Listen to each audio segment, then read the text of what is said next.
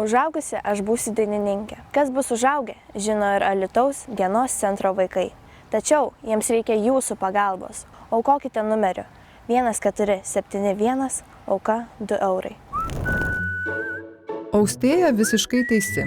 Štai šie vaikai, sako, iš tiesų tiksliai žino, kuo jie taps užaugę. Norėčiau būti bibliotekininkė.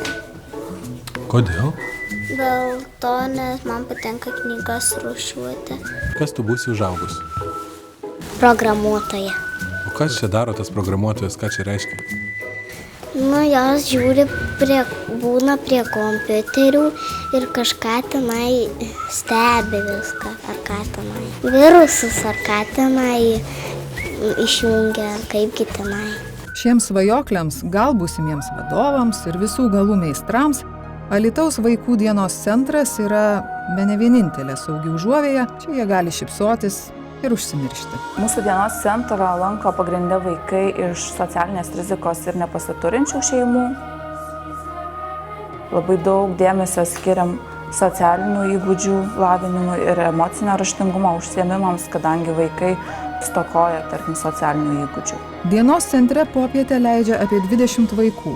Jie čia mokosi paprasčiausių ir būtiniausių dalykų. Auklėtojos čia tarsi mamos, kurios padeda pažinti pasaulį ir save. Pirmas savaitis reikėdavo priminti, kad atėjo, tai nusiplaukėt rankas. Bet paskui ilgainiui jau jie pradėjo kontroliuoti vieni kitus. O tu atėjai į dienos centrą, bet tu nenusiplovei rankų, tu turi būtinai nusiplauti rankas. Išmokau, kad reikia susitvarkyti, reikia viską pačiam daryti jau. Ką tu čia papasakok labiausiai patinka daryti šitam centre? Statyti pilis. O kur tau labiau patinka, čia ar namuose? Čia. Kodėl? Labai skaniai valgom. Ką valgot? Vištieną, makaronų kartais.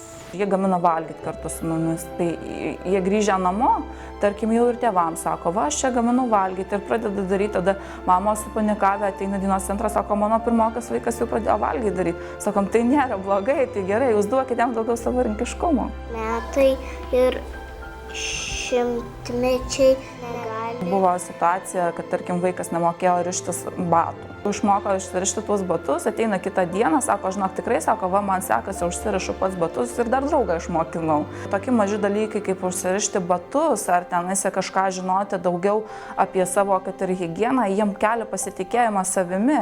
Jie nueina į mokyklą, jie jaučiasi drąsiau ir jie jaučiasi geriau, nes jie, tarkim, žino, jie gali pasakyti savo net bendraamžiui, jį pamokinti. Įprasta, kad vaikai augdami mokosi iš tėvų. Norom nenorom seka jų pavyzdžių. Šiems vaikams gero pavyzdžio labai trūksta. Šeimose yra iš tikrųjų labai daug problemų dėl alkoholio vartojimo nesaikingo. Jaučiasi iš tikrųjų galbūt toksai emocinis apleistumas pas vaikus. Jie, tarkim, labai būna, kad nemoka kontroliuoti pykčio, tarkim. Problemos didelės ir neatidėliotinai spręstinos. Tai ypatingai trūksta specialistų pagalbos, tarkim, psichologo konsultacijų, labai trūkumas jaučiam didelį. Šiuo metu, kiek teko kreiptis, psichologo konsultacija nuo 15 eurų prasideda. Po vaikų yra, sakau, apie 20, tai iš tikrųjų nemaži pinigai, nes konsultacijos vienos mėnesį neužtenka, jeigu tai didesnė problema. Šių vaikų ateitis gali būti šviesesnė. Truputis pastangų dabar ir veikiai Lietuvoje užaugs dar viena gabi programuotoja ir rūpestinga bibliotekininkė.